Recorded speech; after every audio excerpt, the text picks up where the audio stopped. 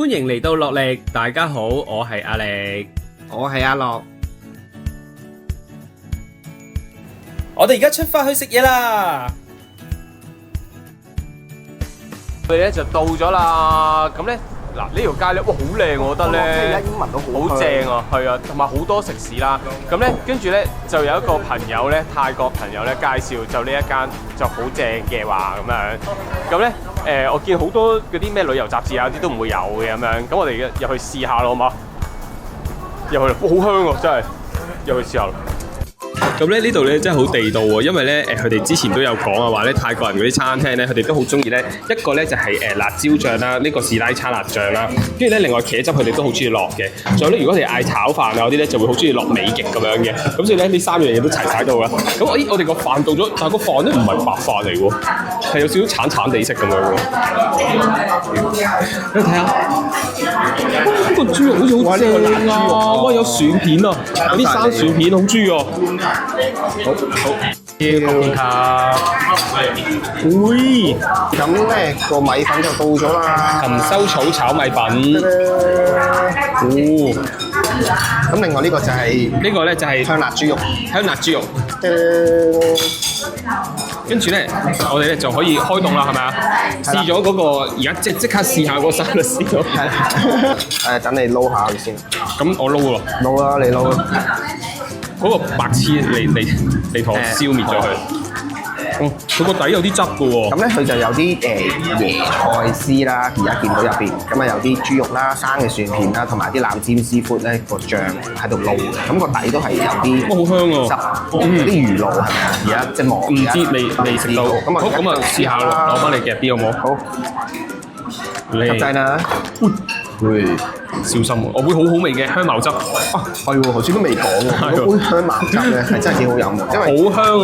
因為除咗佢好濃郁嘅香茅咧，佢仲加咗好似蔗糖嘅蜜汁咁樣咧，咁啊好正，即係唔係淨係得嗰個香茅味嘅，好潤咁啊！即係飲落去，佢個汁咧，哇好香啊！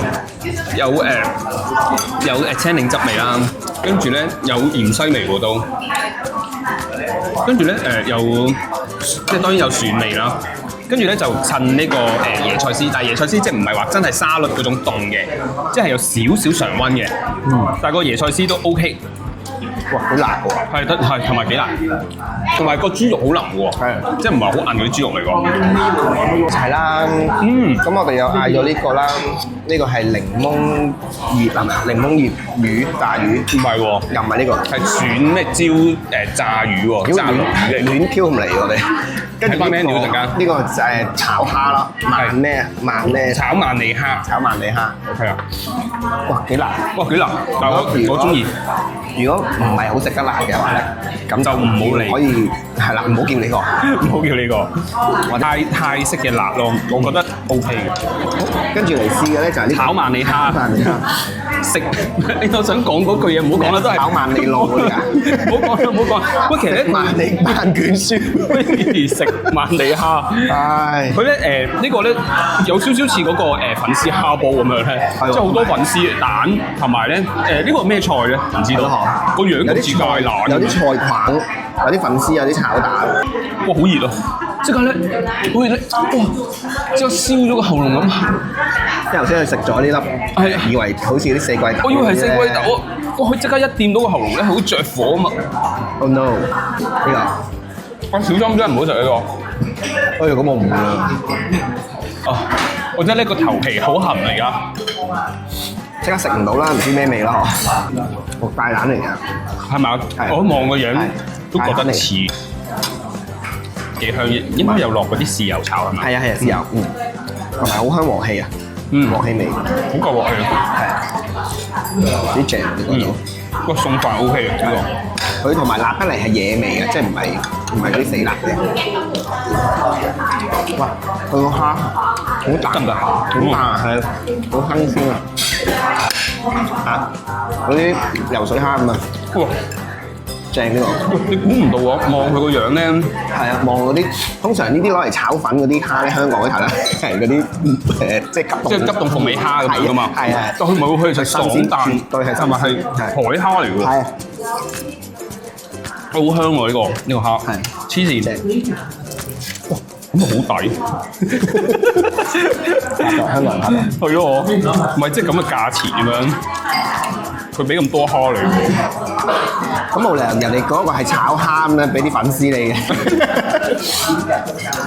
唔係之後啊，不過你喺香港啊，例如食蝦餃啊嘛，咁真係咁貴嘅龍蝦餃，因為有蝦喺入面噶嘛咁樣。咁啊係啊，咁但係而家咁多蝦喎咁樣，好味呢個，係好野味啊！係。好，喂，呢個好正。係咯，啲酥酥係咩嚟㗎？妖，大家一齊問掃把屎啊！咩嚟㗎？掃把屎你唔知咩叫掃把屎咩？唔知喎即係以前嗰啲用咗啲椰子毛毛咧嚟整掃把㗎嘛，咁咪掃埋喺樓上。真係唔知啊，對唔住啊，可能我未見過啦，唔好扮嘢啦。真係唔知啊，真係唔知。哇！好味啊！個魚係如何啊？佢個魚咧，即係唔係話染咗好多粉炸咁樣咧？咁你會覺得佢唔係好脆咁樣噶嘛？係喎，我都唔記得俾鏡頭睇啊。係咯，俾鏡頭睇啫。咁但係咧，因為佢有呢啲酥酥脆喺入面啊，咁你食落去咧就會好似好脆咁樣。即係唔會話好厚粉咁嘅嘛。係啊。哇！但係咩？好香，好香。同埋嚿魚都好重魚味嘅喎，都係嘛？係啊。佢係咪香茅絲嚟㗎？佢個 menu 嗰度寫就話係鱸魚嚟嘅。係。定係呢個係嘛？係啊。喂，試下點個汁啊！同埋我想問係咪冇骨㗎？暫時未食到有。係咯，我都冇喎。哇！如果係咪好正炸魚柳咁啊？仲係即係鮮魚嘅拆出嚟。但係小心喎，佢啲骨咧同嗰啲絲好似咁樣咧，萬一有嘅話，會唔會分唔到嘅？啱啱咁樣講咧，我頭先咬落去咧，嗰嚿炸嘢好硬，我真係以為骨嚟。係唔係？但係嗰條絲，嗰條炸嗰啲係佢會唔會係咧嗰啲絲係咩嚟嘅？啲骨。絲骨。咁但係咧，佢個香茅咧，都會有少少香茅味嘅。其實你問佢啦，你狂提出嚟我都唔識。講咗好多次啦。個豆好正喎呢個，好味喎。同埋呢個魚好軟啊 ，OK 嘅，好軟。同埋咧啲鱸魚咧，通常都有泥味噶嘛，呢個冇啊。好香，又有魚味。唔怪招牌。同埋唔辣啊呢個。係啊，呢個唔辣，係啊。呢個招牌啦係嘛？招牌鹹收草蝦，又係蝦，呢個真係正。呢個咧，中意食蝦嘅人咧，真係泰國啱晒。係咯，因為我都好中意食蝦嘅。喂！同埋咧，佢哋即係在地個嗰個介紹我哋嗰人咧講嘅，鹹收草都唔係個個都食嘅。佢話：記得頭先我講，我唔中意食米粉焗乾，其實有油意嘅，但係咧。佢呢啲就叫炒得有啲油，有少少油，油香，有油香，唔會好乾好柴。同埋佢係超幼嘅啲，同埋好爽，超幼超彈牙，有啲銀絲米粉。佢唔係一劈嘅喎啲米粉，即係你睇，即係都仲係好鬆散嘅喎，好正喎呢個。哇！個米粉好味喎，個四個都好食喎，好味喎個米粉都。同你話即係佢唔係嗰啲黏埋一球咧，但係佢都係有嗰個辣椒啊，小心喎，都係有呢個辣椒，頭先辣到喉嚨。燶曬嗰個，佢呢個係咪有少少酸酸味嘅味喺邊嗰度啊？我食到嘅少少，但係你唔講我係唔覺嘅。我可以話 OK， 老實講係唔錯，都好味喎，好味，好味，都好味。都係可以再嚟嘅。好好味啊！呢個好野味又係。係，四樣都好味喎。係咯，我呢個蝦又係嗰啲人冇一定，又係新鮮蝦。係。哇，正啊 ！OK 啊！哇，食得好，係啊，食得好飽，唔好意思，食得好飽啊！真係咧，好好食啊！我覺得呢度咧，我哋做個總結啊，好唔好？總結就係咧，4樣都好好食，真係。有最辣咧係呢一個沙律啦，即係前菜沙律啦，跟住咧嗰個蝦同埋粉絲嗰個啦，炒曼尼蝦啦，跟住其餘咧都好好食，就唔算辣啦。其餘佢嘅嗰兩個餸就好香，好有蒜香味個魚，同埋咧冇原來食到最尾咧係冇骨嘅呢個魚，好正，即係好有心機，應該係飄晒魚骨咁樣啦。咁然之後咧個炒含羞草米粉咧。好好好食。個米粉咧炒到好爽，食到尾都唔會話黐埋一齊啊咁樣嘅，都係好爽，條條分明，但係唔油嘅，我覺得做得好好。啲蝦又係好新鮮，好好食。你有冇嘢補充？除咗嘢食好食之外咧，跟住呢度環境啦，其實都好舒適嘅，即係我覺得，因為一嚟有冷氣啦，二嚟咧就係冇遊客㗎，係全部都係本地人嚟㗎，咁就即係真係會舒適好多，即係唔會話重巴閉啦。咁就我想話咧，如果我哋係遊客咧，最好就避開咗即係人哋翻工時間食飯咯，即係唔好阻住人哋翻工食飯咯。過咗大概1點半之後咧，就會少人好多。係啊，頭先就係爆場跟住，不過我哋都係啱啱水尾嘅時候入嚟嘅，咁就都係有幾台嘅空位咁樣嘅，咁就所以就 OK 啦。咁不過如果你話交通方面咧，呢度就可能未係話好方便嘅，因為就唔算話近地鐵站。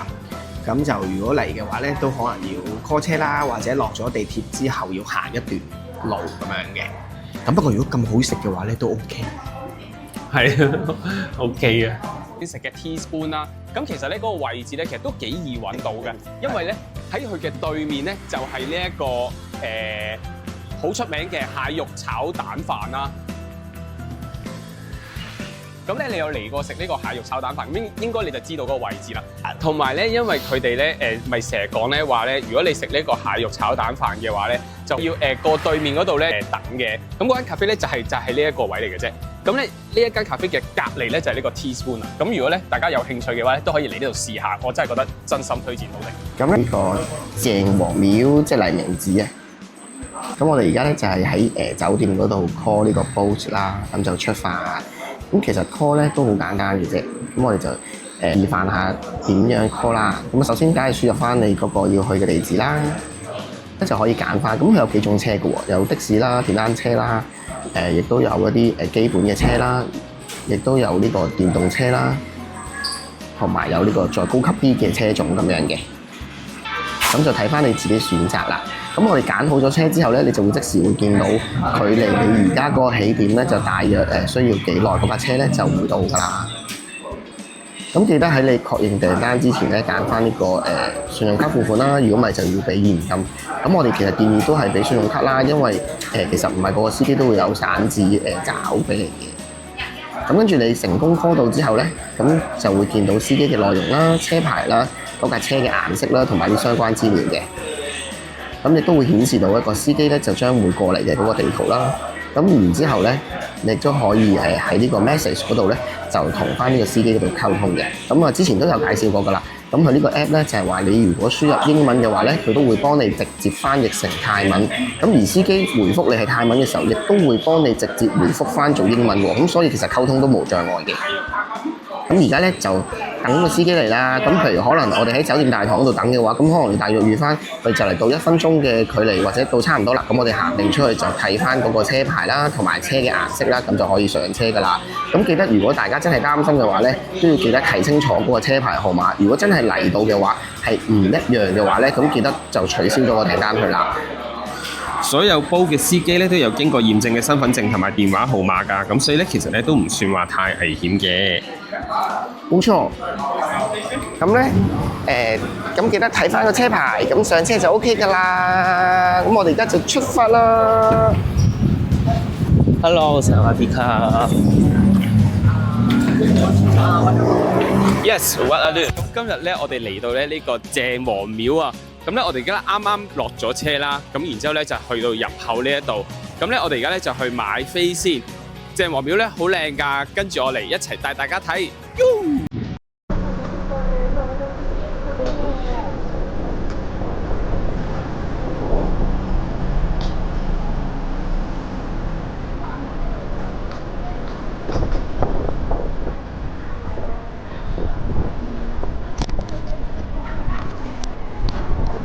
只收現金。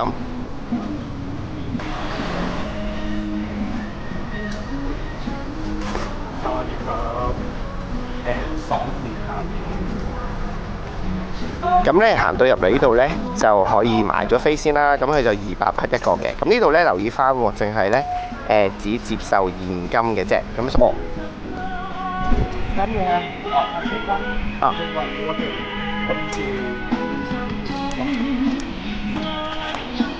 Thank you。咁跟住咧，呢度咧就會收咗張飛啦，咁咧就會有一支水，咁佢就會吸個印仔嘅，咁就可以入去得啦。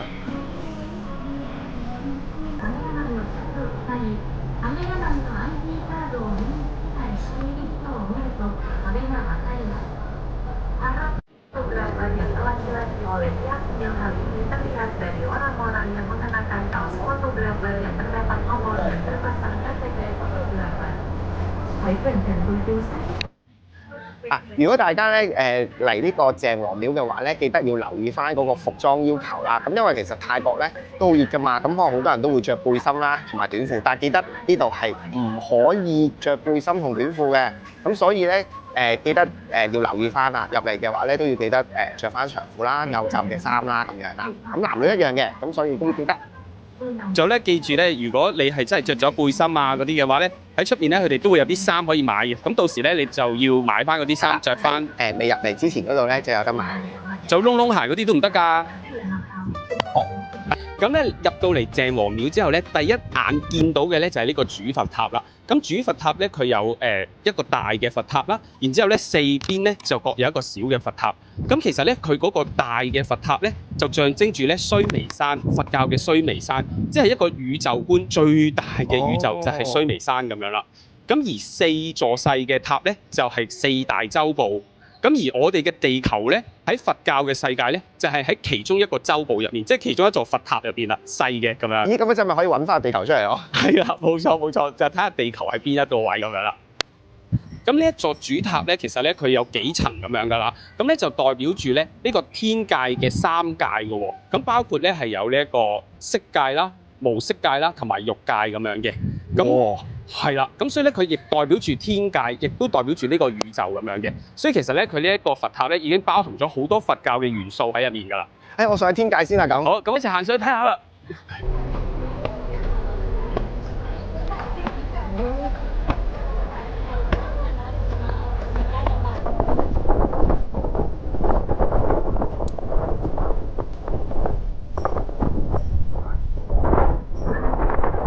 我哋而家咧就上到嚟咧鄭王寺嘅第二層啦。咁其實咧佢就開放咗下低嗰層啦，同埋呢一層，因為上面咧可能太危險啦，咁所以咧佢就唔會開放俾我哋行嘅咁樣。咁但係其實咧都有好值得睇嘅地方㗎喎。例如咧佢呢度咧每一層啊上面嗰度咧都會有唔同嘅守護神咧去承托住呢個佛塔咁樣。而喺第一層我哋而家見到呢度咧就係夜叉神咧就喺度托住佢嘅。咁跟住再上咧就會有猴子神啦。大家咧可能即係要遠少少咁樣望啦。咁然之後再上咧你就會見到印度教嘅神像因陀羅，佢騎住一個3個頭嘅大象嘅。咁然之後再上咧就會見到天界嘅忉利天宮嘅天神就托住佢，係啦。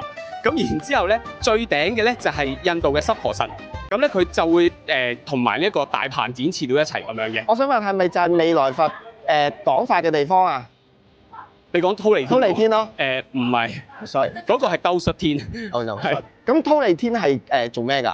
忉利天咧，相傳咧就係佛陀嘅媽媽，佢咧往生咗之後咧就上咗個忉利天宮嗰度。咁跟住佛陀咧仲在世嘅時候咧，有一次咧就上咗去嗰個天宮嗰度咧，就為佢媽媽講法，就教佢媽媽嘅。咁當時咧就講嘅係咩咧？就係講地藏王菩薩嘅事蹟。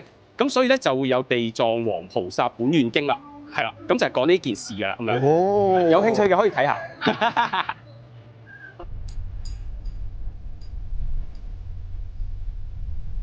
好，順帶一提咧，其實呢個位咧，我哋去鄭王廟咧都係非常之方便㗎，因為咧其實咧大皇宮就喺嗰度啦，仲有咧可以睇到咧呢個玉佛啦，玉佛寺咧好出名就係佢嗰個玉佛啦，但係其實知唔知道咧玉佛咧原本咧就喺呢一座寺入面㗎喎，咁所以咧因為咧朝代轉咗啊，咁所以咧就移咗玉佛咧喺嗰邊，咁所以大家參觀嘅時候咧可以一齊去嗰邊睇埋嘅。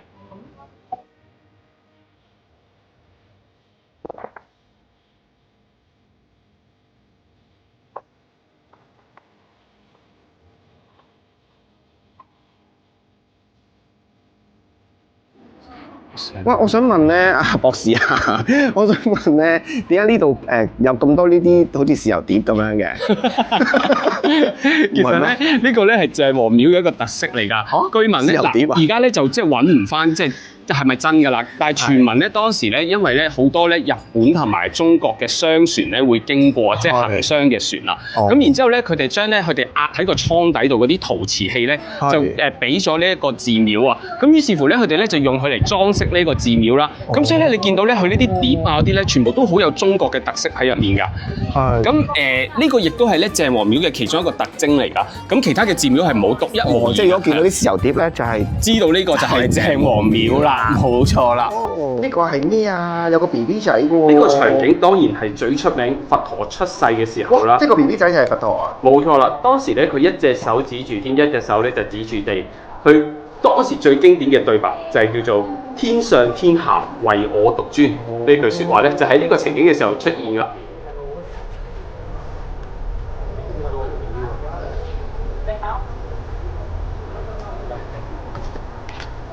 咁咧呢一尊佛像咧就係咧講啊佛陀咧佢咧喺度菩提樹下喺度修練緊嘅時候啊，當時咧刮大風大雨，跟住咧阿蛇神咧加 Naga 咧佢就出嚟保護阿佛陀，所以咧你見到佢咧佛陀坐嘅下方咧呢個仲係蛇身嚟㗎，而上面咧就係阿蛇神 Naga 啦，咁佢就係保護佛陀，亦都係之後咧佛教認為嘅守護神之一嚟嘅。咁後面嗰棵樹咧應該就係象徵住即係菩提樹咁樣咯。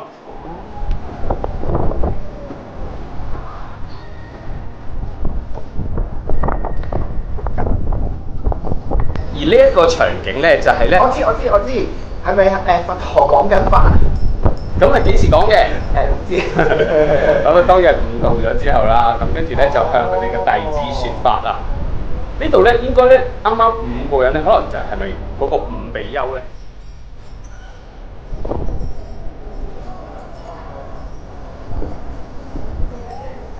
又係一個係啦經典嘅場景嚟嘅。當時咧其實臥佛咧就係佛陀咧就快入涅槃嘅時候啊，咁佢咧就瞓住喺度，咁後面咧就係佢哋嘅弟子啦，當然係咪？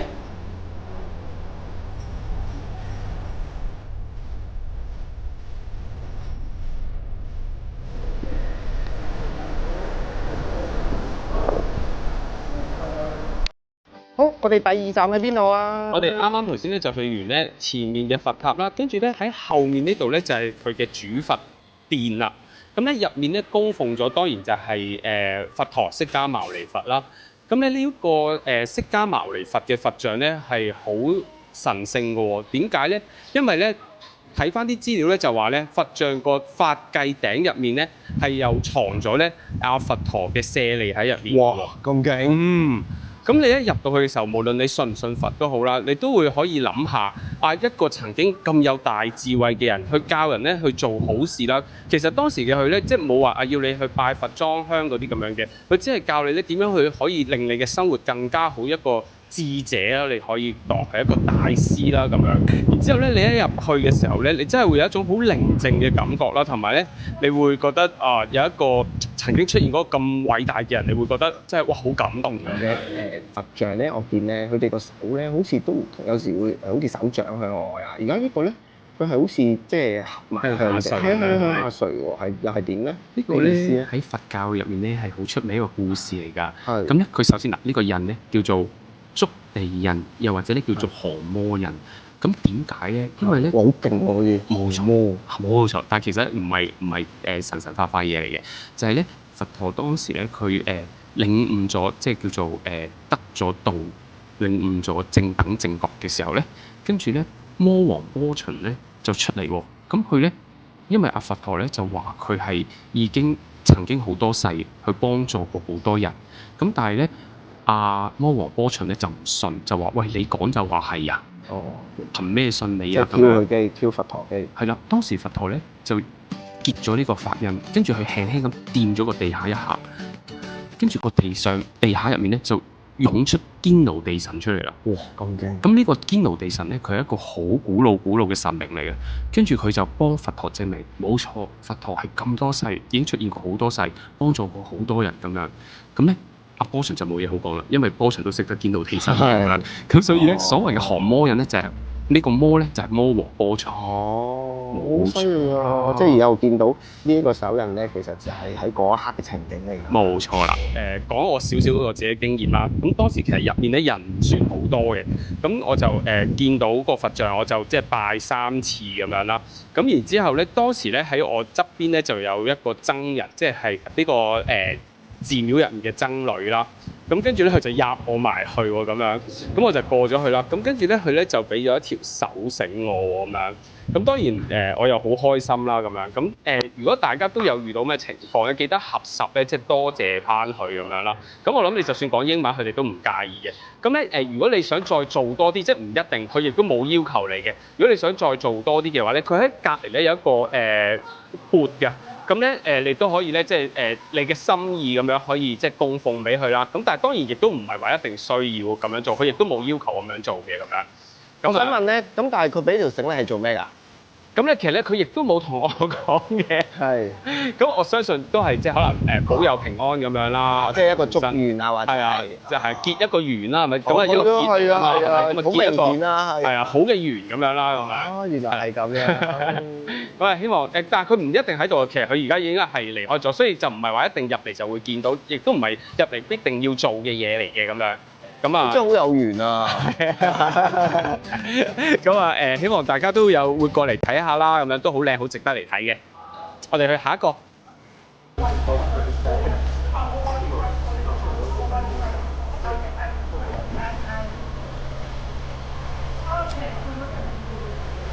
咁咧，我哋去完主佛殿之後咧，而家咧喺我身後面嘅就係另外一座佛殿嚟嘅。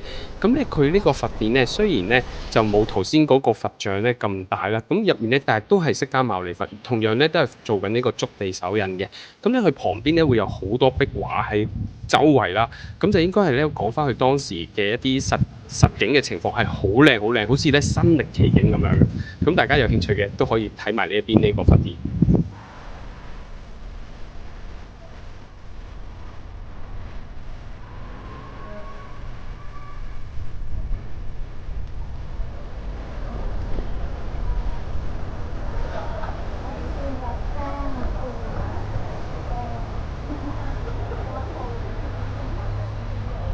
咁咧頭先咧嗰個細嘅佛殿啦，佢哋叫做受戒殿啦，喺嗰度咧左邊咁樣行出嚟呢度咧，你就會見到咧兩個夜叉王係佢哋咧泰國嘅守護神嚟㗎。咁咧喺守護神入面咧，佢係叫鬼王啊，係咧身形咧好巨大，所以咧佢做呢個雕像嘅時候咧，亦都係非常之巨大㗎咁樣。咁大家唔知道咧，去新機場嘅時候咧，有冇見過咧？佢哋曾經咧都有放呢一個咧守護神喺度㗎。咁咧我聽到一個傳聞啦，就話點解會起呢一個守護神放喺新機場咧？就話咧當時咧曾經都有啲靈異嘅嘢發生過。咁但係咧自從咧供奉咗佢哋之後咧，就再冇呢啲奇怪嘅事發生啦咁樣。咁啊，但唔知係真定係假啦。不過就有咁樣嘅傳說啦咁樣。咁咧大家嚟到呢度咧，就都不妨咧同佢影下相咁樣，都好靚嘅做得。咁咧呢邊咧去廁所之前，唔係之前嘅位置咧，就仲有個係手信區。咁如果啱嘅話咧，其實我哋睇到啲價錢都唔算話好貴嘅喎。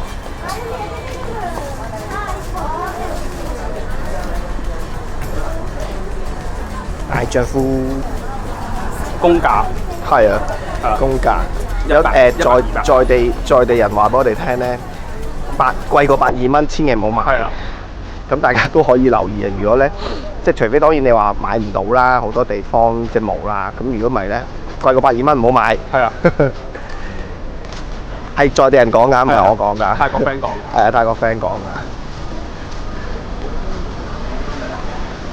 我想問咧，點解呢個咧叫鄭王廟，但係我行完咧都見唔到鄭王嘅？就係咁嘅。點解叫鄭王廟咧？因為咧當時喺17世紀咧之前，其實已經呢座廟咧已經喺度㗎啦咁樣。咁當時咧阿鄭王咧，其實咧佢係中國人血統嚟嘅，即係阿爸係中國人啦，但係佢自己本身已經喺泰國度出世嘅咁樣。咁咧當時咧緬甸咧就想打入嚟泰國咁樣，咁咧就全靠咧阿鄭王咧去攻打佢哋，打走佢哋。咁所以咧，阿鄭王咧係喺泰國人心目中咧係一個即係英雄人物嚟㗎，所以咧就係鄭王廟啦呢度。咁咪另外個名咪話叫黎明寺嘅，即係咪睇到日出啊？因為呢度就係咁樣嘅。點解咧？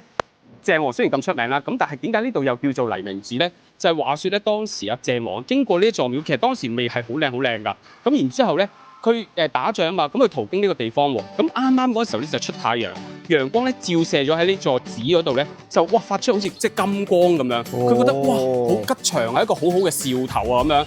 咁所以咧佢就去呢度參拜啦。咁然之後打贏仗之後咧，佢就將呢一座寺咧成為一個皇室嘅寺廟啊。哇！冇錯，咁所以咧佢又叫鄭王廟啦，亦都會叫做黎明寺嘅。原來係咁。冇錯啦，即係同日出其實都有啲關係。都有啲關係㗎，係啊。好，今日條片咧就去到嚟呢度啦，希望大家都中意啦。記得咧 share 埋俾你個 friend 喎。仲有咧，我哋今日介紹嘅所有嘢咧都會喺翻 info box 嗰度有資料噶啦。咁中意我哋呢條片嘅咧，就記得撳 like、撳釘、撳鐘，仲要最記得係 subscribe 埋我哋個 channel 啊！你嘅 subscribe 咧係我哋最大嘅支持嚟㗎。最大嘅支持嚟㗎。我哋下次再見，拜拜。Dive Club 好。喺我後面嘅咧就係另外一個佛殿啦。嚟咁咧入到嚟正。